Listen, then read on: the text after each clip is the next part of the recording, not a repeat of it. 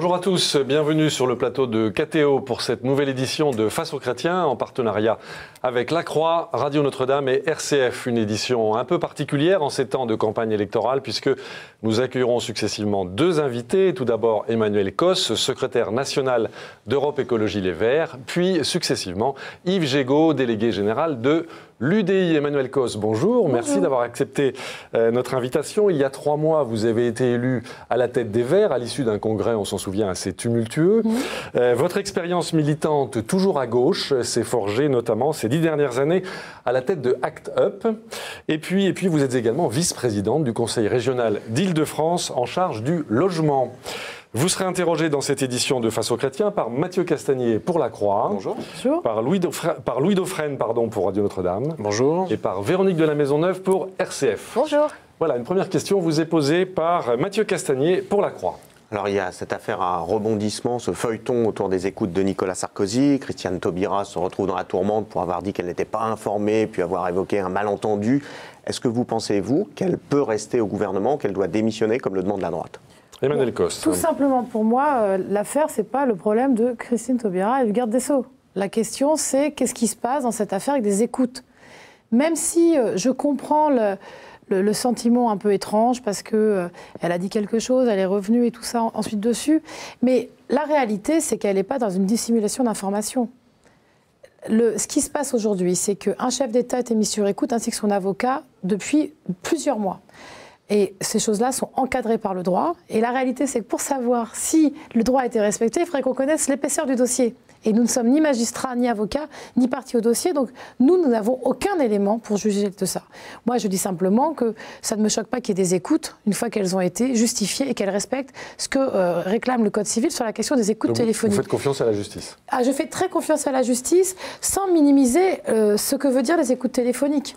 Dans notre droit français, depuis 25 ans, la question des écoutes téléphoniques, c'est ce qui nous a permis d'ailleurs de modifier et d'augmenter la protection des droits et des libertés, parce qu'on se rappelle qu'encore dans les années 80, les écoutes téléphoniques se faisaient sur volonté, notamment de François Mitterrand, de manière totalement subjective. Il y a eu des arrêts de la Cour de cassation, des condamnations de la Cour européenne des droits de l'homme. C'est encadré aujourd'hui ? C'est encadré et ça demande à ce que ça soit respecté. Ce n'est pas anodin de mettre un avocat sous écoute, sur écoute. Ni un ancien chef d'État. Mais un ancien chef d'État, il est comme vous et moi. Enfin, vous êtes journaliste, c'est encore différent. Mais en tout cas, il est un individu comme un autre, comme un élu. Nous sommes redevables de certaines choses devant le droit. Les avocats, les journalistes et d'autres professions ont un secret professionnel. Et c'est pour ça que les écoutes posent question. Sauf que le secret professionnel ne veut pas dire non plus que vous pouvez être dans une dissimulation grave d'informations. Et c'est pour ça qu'elles sont encadrées de la part d'un avocat. Après, aujourd'hui, on en fait l'affaire Taubira, mais il n'y a pas d'affaire Taubira. La question, c'est qu'il y a une affaire Sarkozy, qu'après, la garde des Sceaux, pour je ne sais quelle raison, et je le dis franchement, et je pense un problème de communication réel. Mais en même temps, la politique, ce n'est pas que de la communication. Il peut y avoir aussi des erreurs de fait dans l'expression de quelque chose. Je crois que la garde des Sceaux a eu vent de ces communications, mais elle ne les diligente pas, elle ne les a pas demandées, elle ne les contrôle pas. Et aujourd'hui, elle a été informée. Donc vous ne demandez pas sa démission ? Évidemment pas. Et en plus, je pense que ce n'est pas ça le sujet. Par contre, j'avoue que c'est très malin. Je reconnais que c'est très malin de la part notamment de Thierry Herzog, mais aussi de l'UMP, de déporter l'affaire sur la question de ça. Parce qu'aujourd'hui, c'est un peu passé sous silence, mais il y a eu un arrêt de la Cour de cassation qui dit qu'il faut garder les agendas de Nicolas Sarkozy dans le cadre notamment d'autres affaires. On voit soulever la question de l'affaire Tapie et de l'histoire de l'arbitrage qui avait été rendu en sa faveur. Il y a quand même beaucoup de sujets. Moi, c'est vrai qu'individuellement, je m'interroge en me disant qu'on diligente des écoutes téléphoniques sur un personnage si haut placé pendant autant de mois. Je crois quand même que nos juges d'instruction ne sont pas des gens complètement farfelus, qui le font parce qu'ils ont des raisons de le faire. Et il est normal qu'on laisse les magistrats travailler. Très bien. Louis Dauphren, Radio Notre-Dame. À votre avis, quelles peuvent être les conséquences de ce genre d'affaires sur, je ne sais pas, les élections qui vont venir ? Est-ce que ça va favoriser l'abstention, par exemple ? Parce que l'on tape à gauche ou à droite, il semble que le même climat se dégage aujourd'hui. Ce qui est certain, c'est que déjà avec cette affaire, je vois beaucoup de gens qui ne comprennent rien. Et objectivement, qui ne comprennent pas de quoi on parle, ni des affaires, ni des écoutes, ni de qui a fait quoi. Donc il y a une sorte de complètement perdue.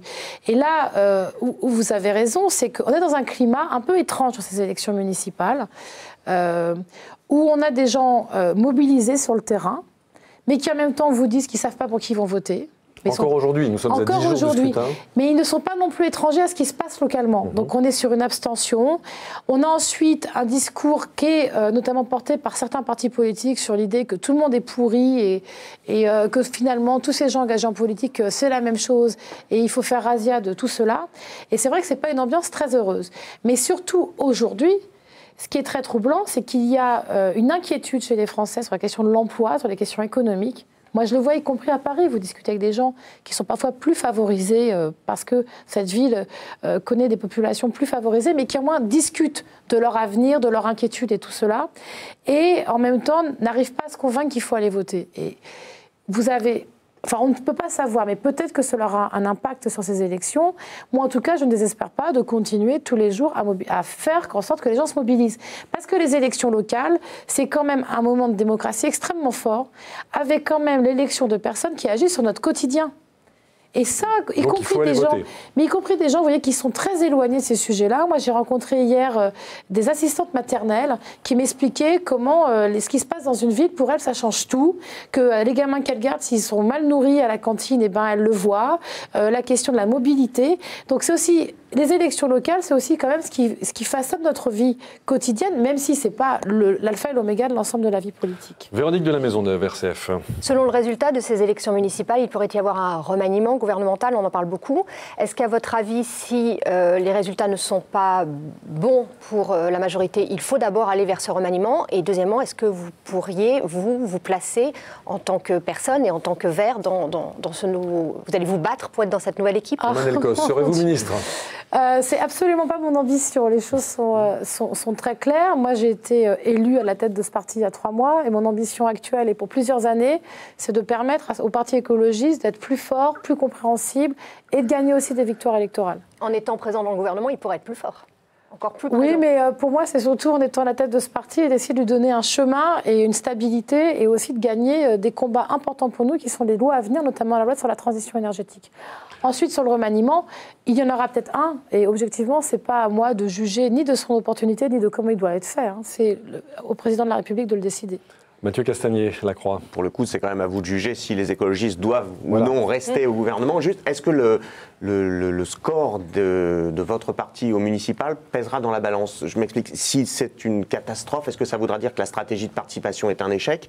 Et à l'inverse, si le score est bon, est-ce que ça voudra dire que vous considérez que l'électorat écologiste vous donne un satisfecit pour la période passée? Déjà, je tirerai les conséquences le 23 mars au soir du premier tour. En plus, vous le savez, nous avons des stratégies locales différentes, beaucoup de listes en autonomie, beaucoup de listes en union avec différents partis de gauche. Donc, il faudra aussi analyser finement ces résultats.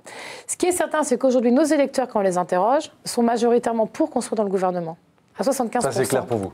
Non, mais c'est les enquêtes d'opinion qui nous sont données à plusieurs reprises, qui, y compris, peuvent être étonnantes pour certains, mais y compris, moi je vois sur le terrain, des gens qui nous disent, même s'ils ne sont pas écolos, qui comprennent pourquoi est-ce qu'on essaie de participer à cette majorité, de vouloir en faire qu'elle avance. Donc ça, c'est un sujet. Après, la réalité, si vous voulez... Ce n'est déjà pas nous qui allons décider si on est ou pas dans le gouvernement, je veux dire si on nous le propose. C'est quand même la personne qui sera désignée comme Premier ministre en lien avec le Président de la République. Et après, moi, ce que je dis de plusieurs jours, c'est qu'il faut regarder quel est le projet. S'il y a un remaniement, c'est sur quel projet il est fait, quelle est l'ambition de ce nouveau gouvernement et quelle est la place des écologistes dedans. Mais ce n'est pas à nous de décider aujourd'hui, c'est au Parti socialiste et en particulier au Président de la République et au Premier ministre ou la Première ministre qu'il nommera de répondre à ces questions-là. Louis Dauphren, Radio Notre-Dame. Vous disiez tout à l'heure, les Français ne comprennent pas. Il y a une autre chose peut-être que l'on comprend mal, c'est quand même la disproportion qui existe entre l'audience nationale réelle de votre mouvement politique et votre surreprésentation dans les instances de gouvernement. Ça, il y a quand même une disproportion, non? Alors, je ne crois pas qu'on est surreprésenté, parce que soit vous estimez que c'est les scores à l'élection présidentielle qui font l'alpha et l'oméga des partis politiques, soit vous regardez ce qu'on pèse et aux législatives, et aux régionales, et aux cantonales, et aux municipales. Oui, mais en vertu d'accords passés avec un parti politique. Excusez-moi, mais 17 députés à l'Assemblée nationale, c'est 2,5% de l'Assemblée nationale. Donc je ne crois pas qu'on est surreprésenté. Nous avons fait 12% au cantonal, nous avons fait 16% aux européennes, nous avons fait entre 10 et 16% aux régionales en fonction des régions. Et aujourd'hui, dans un grand nombre de régions, il n'y a pas de majorité sans les écologistes. Dans un grand nombre de villes, il n'y a pas de majorité sans les écologistes. On a vu même un sondage à Nantes hier, et je parle Nantes avec volontairement, où nous pesons 13%, et c'est nous qui faisons que le maire est élu au premier tour avec 50%. Enfin, il y a 50% de la gauche gouvernementale. Nous avons toujours joué ce rôle-là. En dents de scie, moi je le reconnais, on a des élections, et notamment la dernière présidentielle qui nous était très défavorable, que nous n'avons pas su faire fructifier pour plein de raisons, mais ailleurs, et notamment dans les élections municipales, nous avons toujours pesé plus. Ensuite, nous ne sommes pas sur l'ensemble du territoire, ça c'est une réalité, notre parti n'a que 30 ans, et dans certaines villes, nous ne sommes pas présents, dans certaines campagnes. Et ensuite, pour les législatives, on est contraint d'avoir des accords législatifs, vu le scrutin. Mais en même temps, quand le PS veut gagner le Sénat, avec qui il le gagne, le Sénat? Il le gagne notamment avec des écologistes qui font gagner des circonscriptions et des postes de sénateurs sur la droite. Joël Labbé, à Saint-Nolff, en Bretagne, il n'y a que lui qui pouvait gagner ce siège-là. Et c'est aussi comme ça qu'on a fait la bascule. On a gagné plusieurs sièges parce que des écologistes rassemblaient au-delà de la gauche et des personnes qui étaient moins engagées sur cette question-là, mais engagées sur les questions écolo. Donc il faut aussi penser que les accords électoraux, municipaux ou législatifs, ils sont bons pour l'ensemble des partis. Mathieu Castagnier, La Croix. Il va y avoir un juge de paix, si j'ose dire, sur le poids des écologistes. Ça sera les élections européennes. Pour le coup, vous serez partout représentés sur l'ensemble du territoire sous vos propres couleurs. Quels sont vos espoirs? Vous aviez fait 16%, ce qui était le score le plus élevé jamais atteint par l'écologie politique en France. Est-ce que si vous faites moins que ça, ce sera un échec? Emmanuel Cos. Alors, nous avions fait un score très haut, en sachant que les autres élections, on était plutôt sur 9 à 10%. Et moi, je pense que notre objectif, c'est d'être entre 10 et 16. Mais je ne vais pas vous dire, en dessous, c'est un échec. Parce que ce n'est pas vrai. Déjà, les dernières européennes, c'est dans un contexte très différent. Nicolas Sarkozy, président, une campagne complètement atone. Aujourd'hui, on n'a pas le même président. On a par ailleurs une campagne européenne très atone, et je le regrette. Et nous ne voulons vraiment pas jouer ce jeu-là, parce que c'est désespérant de voir que dans notre pays, dans notre démocratie, une grande partie des partis politiques veulent faire fi de la campagne européenne, alors qu'elle est essentielle pour notre société. Mais notre volonté, elle est quand même très claire. C'est d'avoir un maximum d'élus et d'être au-delà de 10%. Après, nous verrons. Moi, je verrai aussi comment se passe le scrutin, comment se passent les désignations, je veux dire le lancement des listes. Ce qui me navre un peu actuellement, c'est que du fait des élections municipales, la campagne européenne va être très courte. On aura à peine 6 semaines pour expliquer à l'ensemble des citoyens aujourd'hui qu'est-ce que l'Europe, qu'est-ce qu'elle peut apporter, comment la faire progresser. Et ensuite, je vous le dis, des partis majoritaires qui n'ont pas envie de faire campagne. Et dans un contexte où on voit quand même un euroscepticisme fort, un repli sur soi fort, y compris chez nous, je trouve ça très dangereux. Non, pas chez nous, mais je veux dire dans notre pays, c'est quand même très dangereux de se dire qu'aujourd'hui, on peut se passer d'une campagne européenne qui met des choses à plat. La construction européenne est quelque chose qui n'est jamais abouti.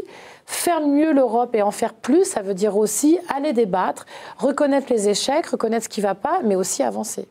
Véronique de la Maisonneuve, RCF. Pour revenir au remaniement, vous disiez que vous attendiez un programme bien précis. Alors, à votre avis, qu'est-ce qui est le plus important dans les prochains mois pour le gouvernement? Est-ce que c'est cette loi de transition énergétique? Est-ce que c'est d'en finir avec ce dossier de Notre-Dame-des-Landes? Qu'est-ce qui vous semble urgent? Sans oublier le gaz de schiste et l'écotaxe, Emmanuel Cos. La totale. Voilà. Alors, tout d'abord, pour nous, la loi sur la transition énergétique est une loi essentielle du quinquennat. Parce qu'en tant qu'écologistes, nous souhaitons que ce modèle énergétique change, mais je pense qu'en plus, il est essentiel pour l'ensemble de la société. Et c'est pour ça que moi, je ne le mets pas simplement, vous voyez, dans une sorte d'accord avec les écologistes.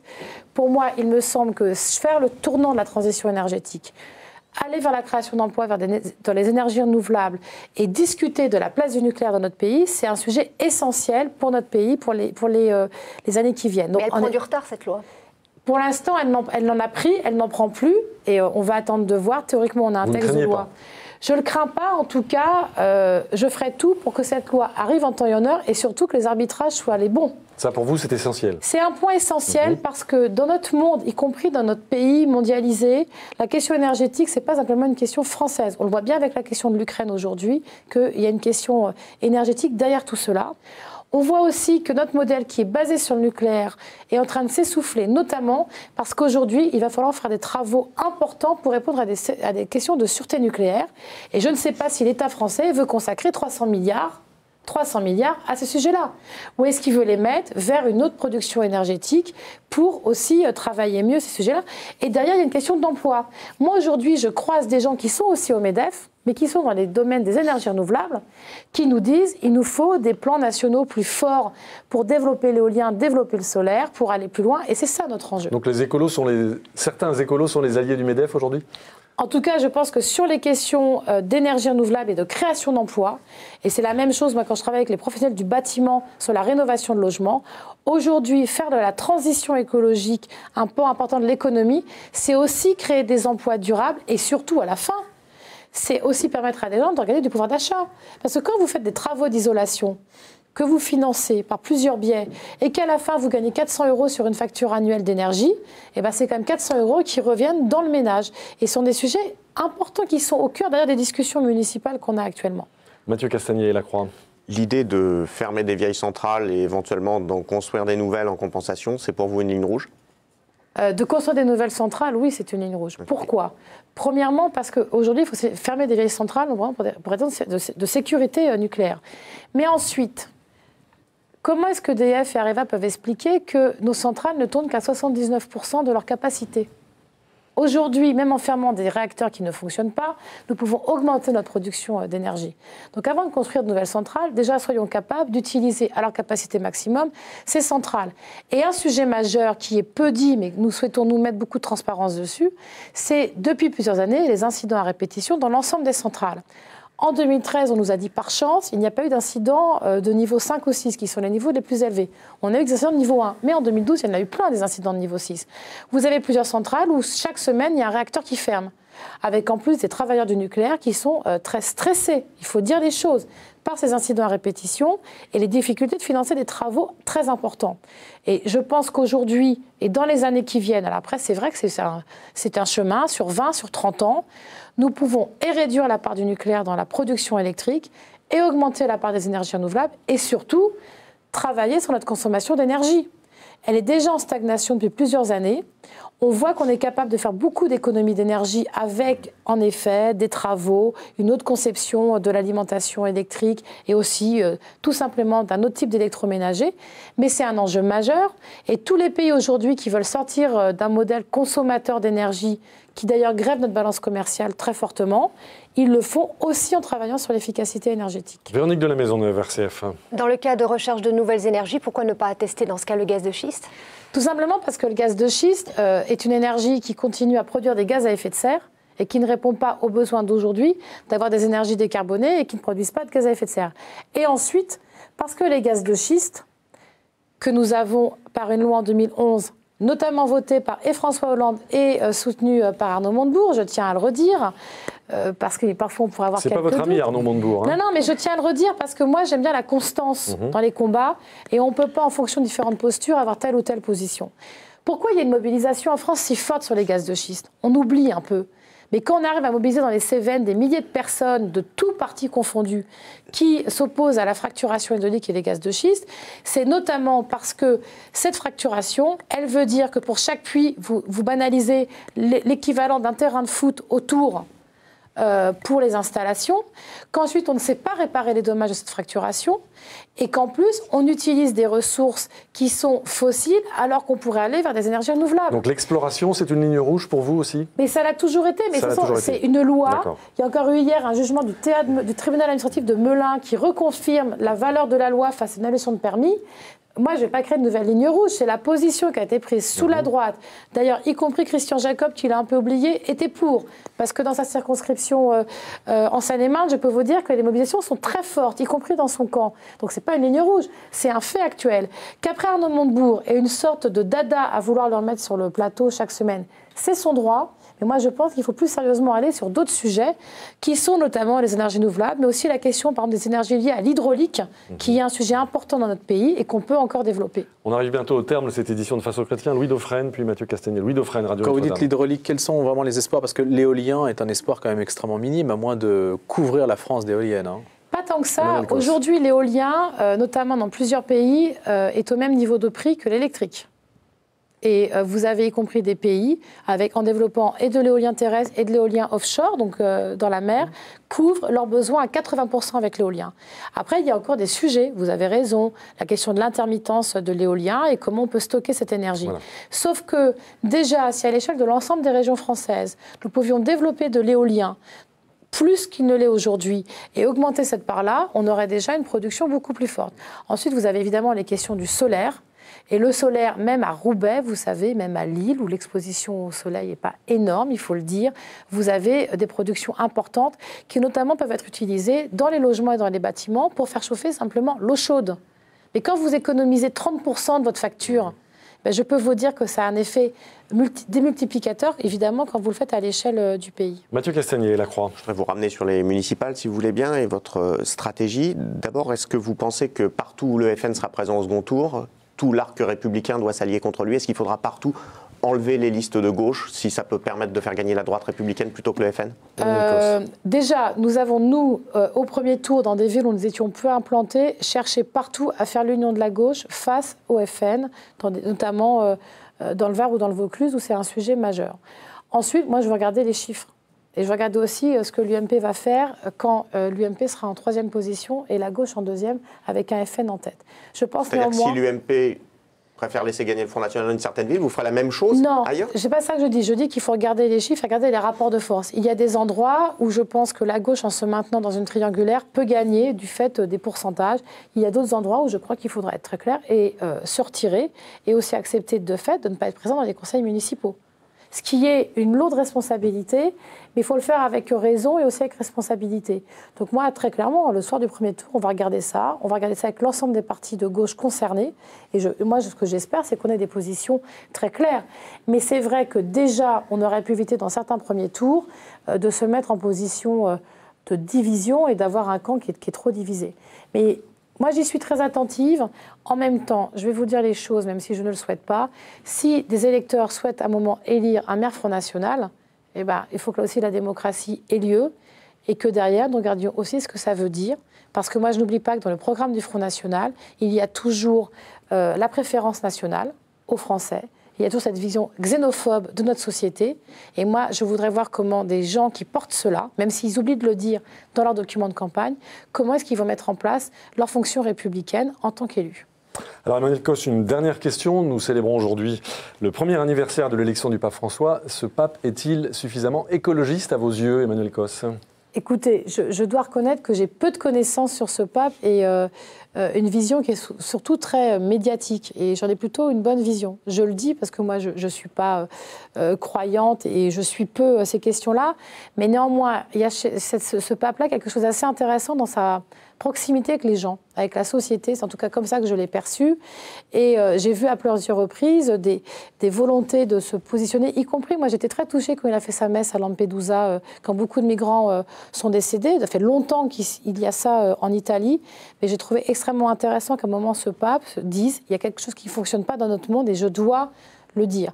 Après, sur les questions écolo, pour tout vous dire, j'ai pas vraiment d'idée sur le sujet. Ce qui est certain, en tout cas, c'est que, même si je ne connais pas exactement l'ensemble de ses positions, en tout cas, les expressions publiques qu'il a sont beaucoup moins tranchantes que son prédécesseur. Et ça permet quand même, je pense, de plus dialoguer avec lui. En tout cas, de ne pas être dans simplement un sentiment d'opposition ou d'adoration. Une toute dernière question. Lorsque le gouvernement a retiré sa loi famille, vous avez manifesté un énervement profond? Oui, et tout simplement parce que la loi ne soit pas finalisée, puisque les groupes de travail étaient en train de se réunir, et qu'elle soit reportée, on peut le comprendre. Ce que je n'ai pas apprécié, c'est que de manière unilatérale, le Premier ministre, sur décision du président de la République, dise on retire cette loi, alors que cette loi, on a beaucoup focalisé sur les questions de PMA, mais l'essentiel de cette loi, il n'est pas là-dessus. L'essentiel de cette loi est de répondre à la question aujourd'hui des familles en France, qui est qu'il y a beaucoup de familles recomposées, beaucoup de familles monoparentales, beaucoup d'adultes qui ont la charge d'enfants qui ne sont pas leurs enfants, et de savoir comment on reconnaît les tiers adultes dans cette vie-là. Sur les questions de sécurité juridique, d'héritage, comment ces enfants peuvent avoir une assurance aussi d'être soutenus par ces adultes. Et c'est pour ça que je le regrette. Très bien, merci beaucoup à vous Emmanuelle Causse. Je rappelle que vous êtes secrétaire nationale d'Europe Écologie Les Verts. Dans un court instant, vous retrouverez notre second invité de cette édition spéciale municipale de Face aux Chrétiens. Ce sera donc Yves Gégaud, député UDI de Seine-et-Marne et délégué général de l'UDI. Restez avec nous, à tout de suite. Merci.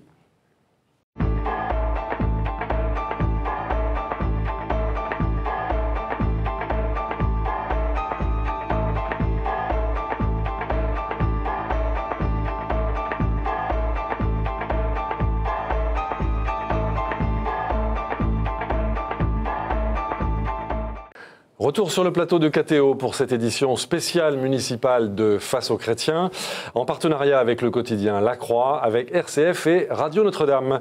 Notre second invité aujourd'hui est Yves Gégaud, député UDI de Seine-et-Marne et délégué général de l'UDI. Yves Gégaud, bonjour. Bonjour. Merci beaucoup d'avoir accepté notre invitation. Votre parcours à droite vous a conduit de l'UMP au Parti radical. Aujourd'hui, à l'UDI, sous François Fillon, vous avez été secrétaire d'État à l'Outre-mer. Aujourd'hui, alors que Jean-Louis Borloo est en longue convalescence, vous assurez les fonctions de délégué général de l'UDI, qui regroupe, je le rappelle, le Parti radical et le MoDem.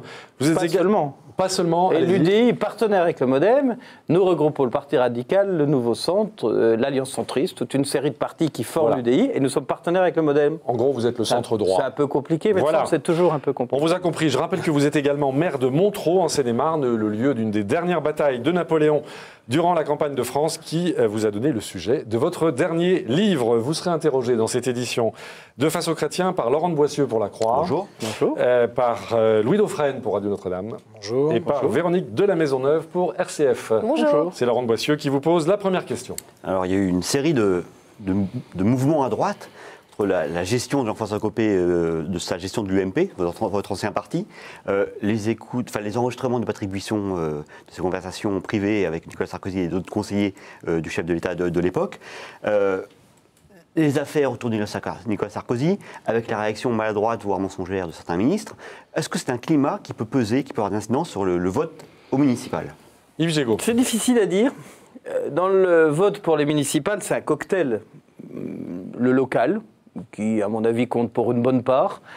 Les circonstances nationales jouent aussi pour une autre partie. Quel est le degré? Je crois ce qui dépend d'abord de chacun des électeurs. C'est pas le même degré d'influence du national pour chacun des électeurs, qui dépend beaucoup de communes. Il y a des communes, sans doute les grandes communes, où les votes sont plus politisés que dans les petites, voire les toutes petites communes. J'ai un peu de mal à répondre précisément à ces questions. Il y a forcément une influence du national sur le local. Quel est le poids de cette influence? Ça reste sans doute une interrogation. Est-ce que le Front National, pour parler clairement, ne risque pas de profiter d'un climat politique assez délétère et de critique à la fois de la droite du gouvernement et de la gauche du gouvernement? C'est vrai que l'habileté de Mme Le Pen à être devenue le réceptacle de toutes les colères, à s'être placée en parangon de vertu en disant vous êtes tous des pourris, moi je suis une femme formidable. Je n'ai aucun programme, je n'ai pas de troupe, mais je suis formidable par nature.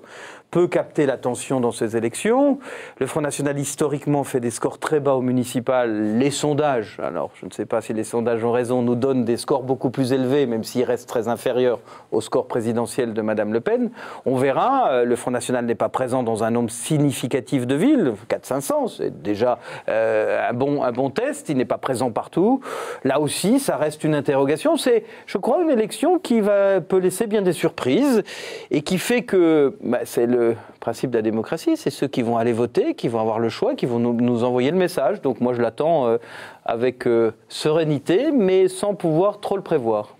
Louis Dauphren, Radio Notre-Dame. Montereau, c'est un peu aux confins de l'Île-de-France. Est-ce que vous êtes dans la logique, je dirais, dans les configurations politiques de l'Île-de-France ou de Paris, ou bien est-ce que vous vous sentez un petit peu extérieur, d'une certaine façon épargné par les répercussions que peuvent avoir les campagnes parisiennes? Montereau, c'est aussi une petite ville, 18 000 habitants, marquée par un phénomène social de 70% de logements sociaux, 40 nationalités, beaucoup de difficultés, beaucoup de chômage. Nous sommes malheureusement la lanterne rouge en matière sociale sur beaucoup de critères en Île-de-France.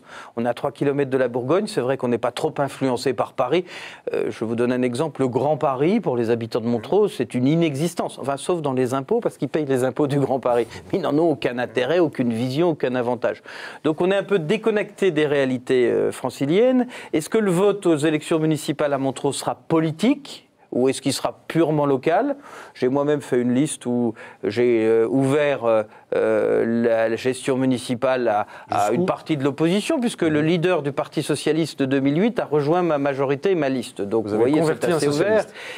Oui, parce que dans une ville qui vote François Hollande à 63%, si vous essayez de faire une présentation sectaire en disant « je suis telle partie de l'opinion, puis tous les autres, je ne veux pas les entendre », ça ne peut pas marcher. Puis en période de crise, si vous ne rassemblez pas les hommes et les femmes de bonne volonté pour dire « on va essayer de surmonter la crise ensemble », dans une toute petite ville, ça ne marche pas non plus. On verra quelle est la nature du vote. Je trouve qu'il est toujours très audacieux de tirer des enseignements des élections municipales. Et je suis sûr d'une chose, c'est que sur les plateaux de télévision, le soir des élections, tout le monde aura gagné. Bon.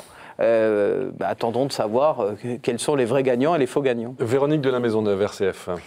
Suivant ce fameux mariage pour tous qui a fait beaucoup de bruit l'année dernière, il y a certaines personnes qui sont contre le mariage pour tous qui se présentent dans des villes, des personnes, des listes.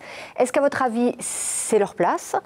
Et est-ce que ces élections municipales ne sont pas la porte ouverte à de nombreuses petites réactions, petites listes comme ça, et du coup les gens ne sont pas un peu perdus? Je rappelle, Yves Gégaud, que vous avez voté la loi Taubira.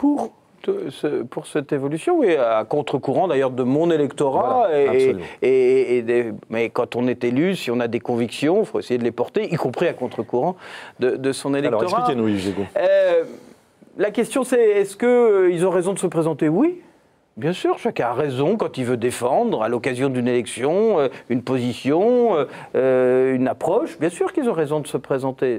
Moi, je trouve que la démocratie permet justement de s'exprimer dans les urnes. C'est une expression beaucoup plus forte, beaucoup plus légitime, beaucoup plus puissante que quelquefois l'expression du bruit dans la rue. Je suis partisan de la liberté de manifester, je n'ai aucun problème avec ça. Mais la réalité de la République, la réalité de la démocratie telle qu'elle est conçue depuis 2 siècles en France, c'est que ce sont les urnes qui décident des choses. Est-ce que ça ne brouille pas l'électeur d'avoir autant de petites listes? Les électeurs sont intelligents et que celui qui se présente juste pour défendre une thématique, l'électeur le mettra à sa juste place. On tirera les conclusions de tout ça.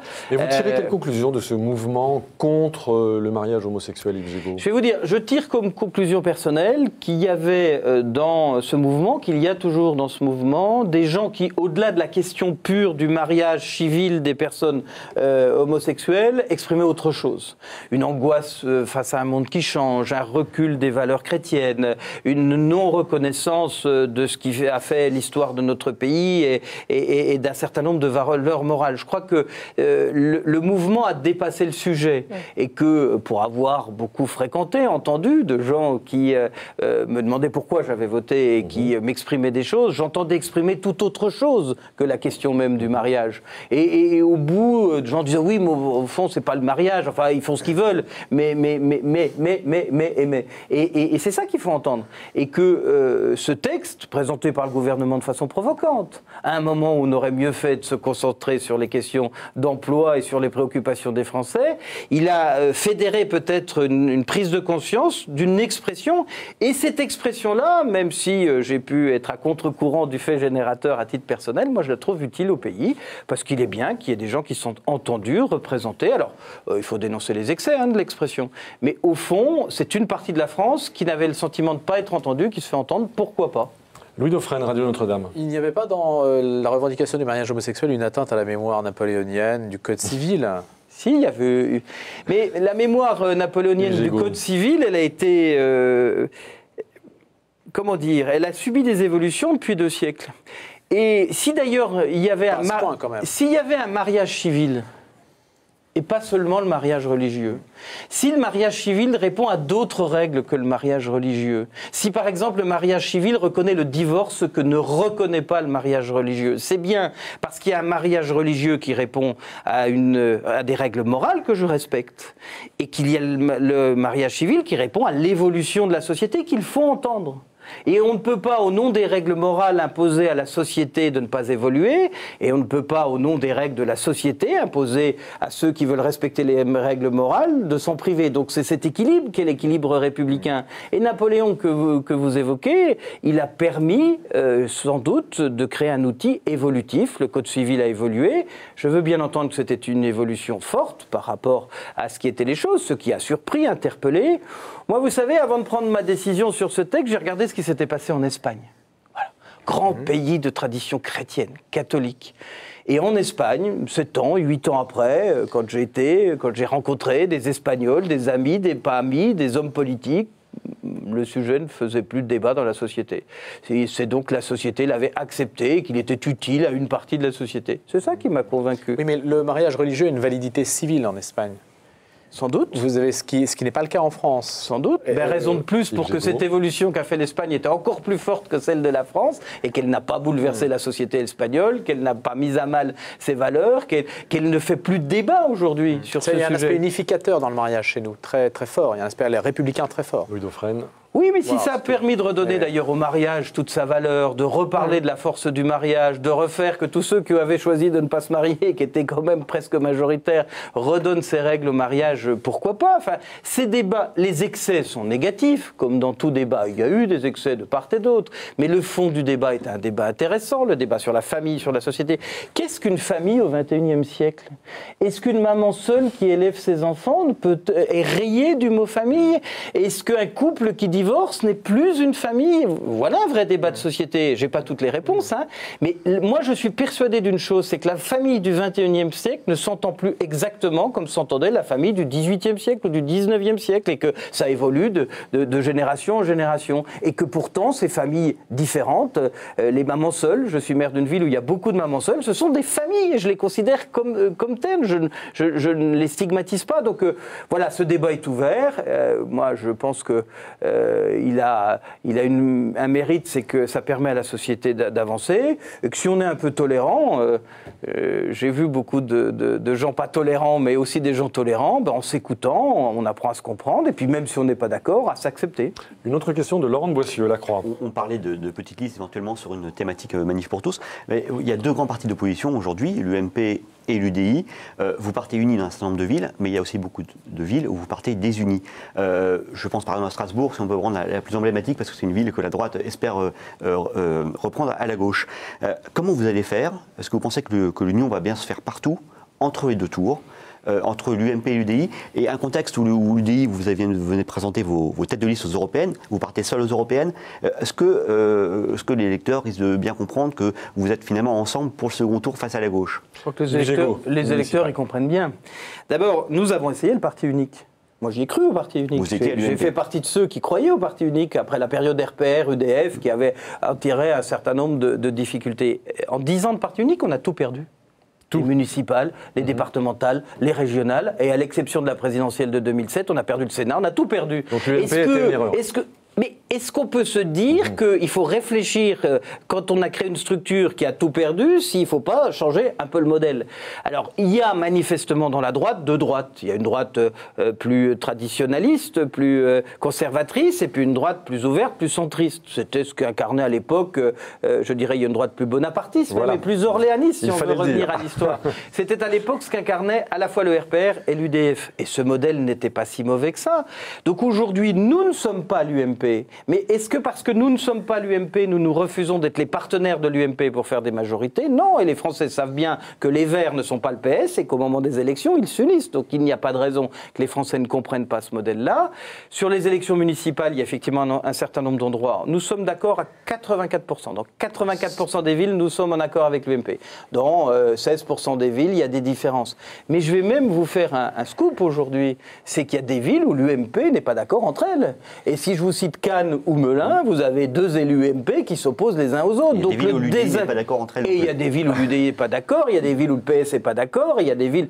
C'est la nature même des élections municipales. Donc je crois que globalement les choses sont cohérentes.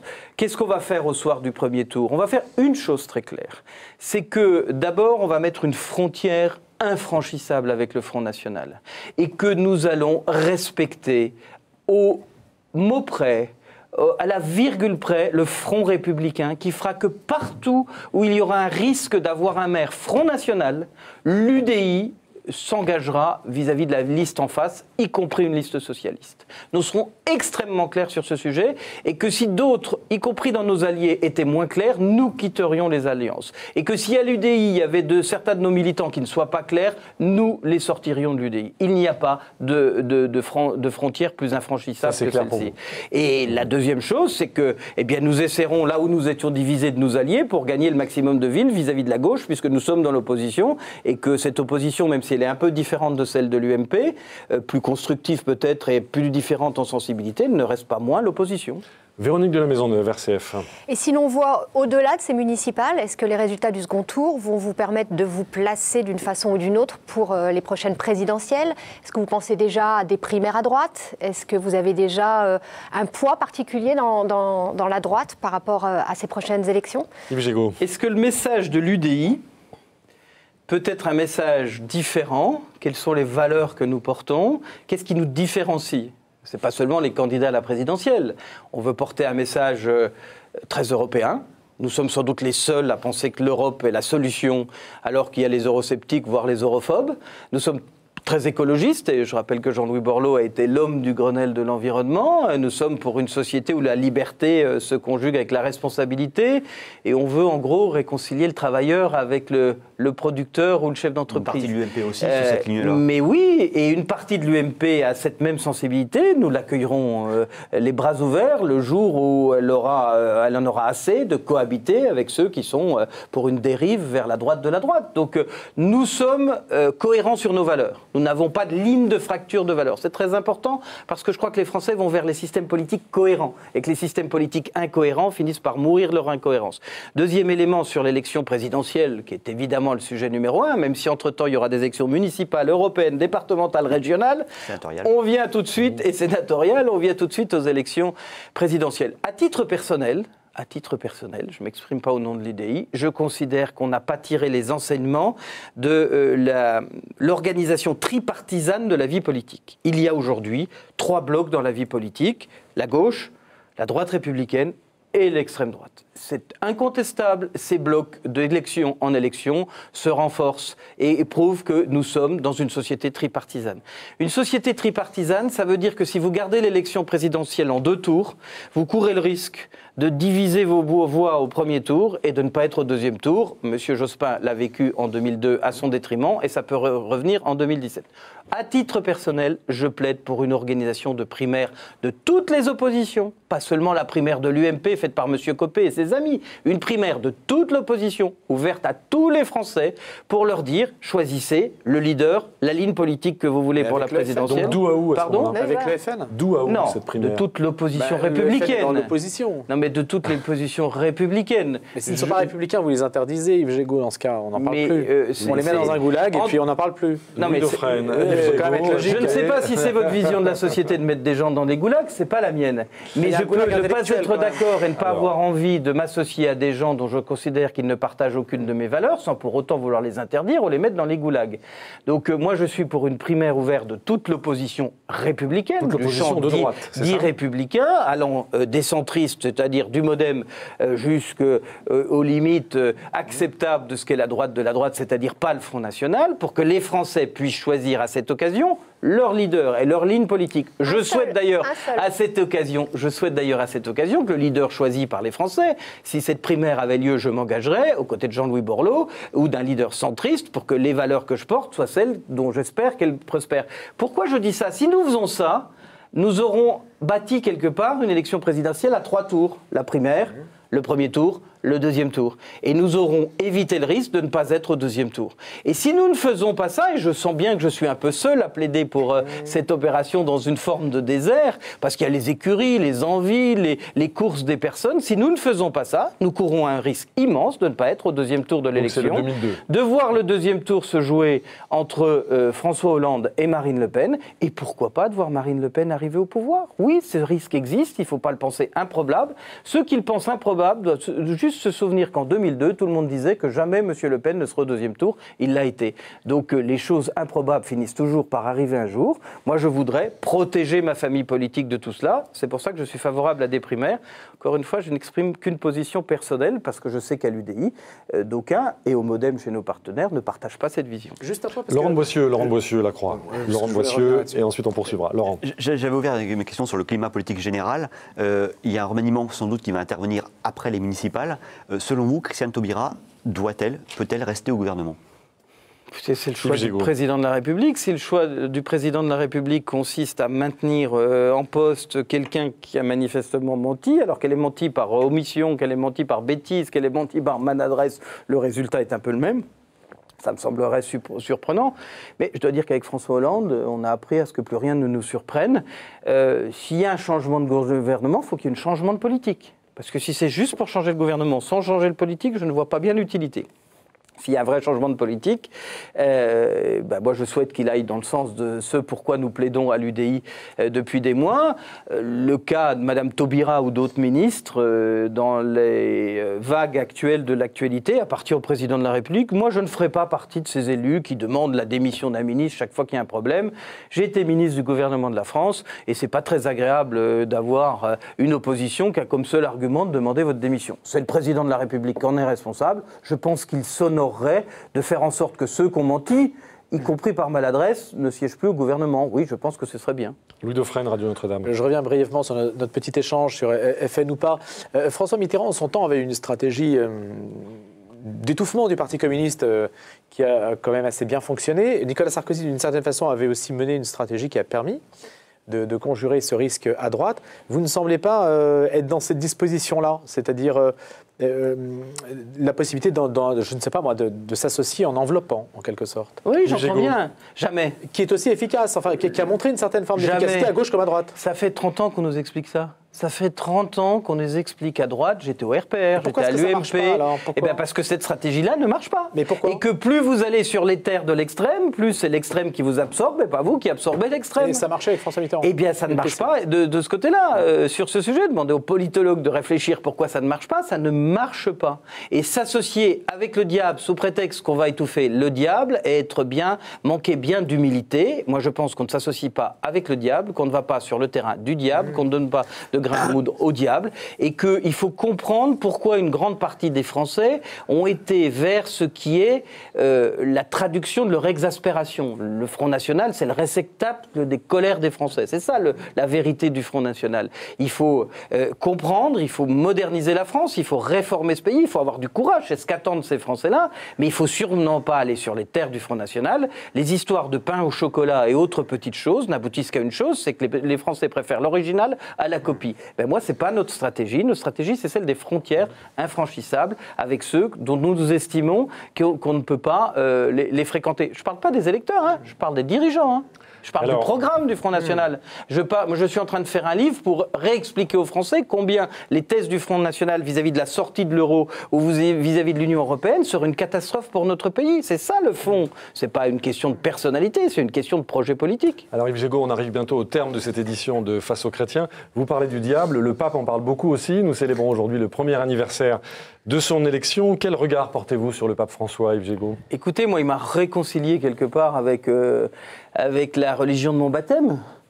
L'humilité de cet homme et la tolérance exprimée sont des valeurs qui, je crois, faisaient défaut, en tout cas en termes d'image, à ses prédécesseurs, en tout cas à son prédécesseur. Et moi, je me retrouve dans les propos du pape, dans la façon qu'il a d'agir, dans la façon qu'il a de remettre l'Église au service des pauvres, dans ce discours de tolérance et d'ouverture, dans ce qu'il a dit sur les personnes divorcées. Oui, je trouve qu'il fait faire à l'Église un virage qui est quasi révolutionnaire, qu'il le fait tranquillement. C'est la révolution tranquille, ce pape. Et ça a beaucoup de gueule et qu'on est assez fiers de son baptême. Très bien, merci à vous Yves Gégaud. Vous étiez notre invité donc, pour cette édition spéciale de Face aux chrétiens. Je rappelle que vous êtes député UDI de Seine-et-Marne et délégué général de l'UDI. La semaine prochaine, nos deux invités seront successivement Pierre Laurent, secrétaire général du Parti communiste français, et Marine Le Pen, présidente du Front National. Bon courage. En attendant, vous pouvez évidemment retrouver notre émission sur les sites des partenaires de Face aux Chrétiens, les sites de KTO, La Croix, Radio Notre-Dame et RCF. Merci à vous tous. À la semaine prochaine.